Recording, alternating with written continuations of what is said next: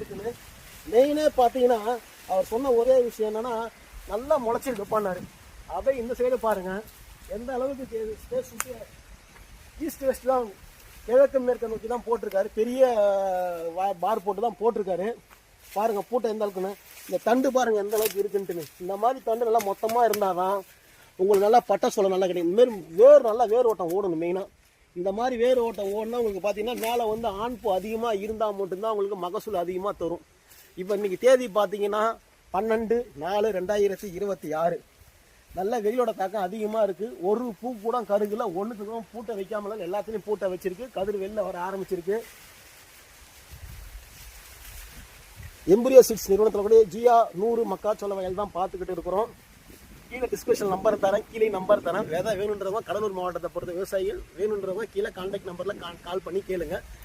ஒரு நல்ல மகசூல் தரக்கூடிய ரகம் தான் இது. அதனால தான் இந்த வீடியோ வந்து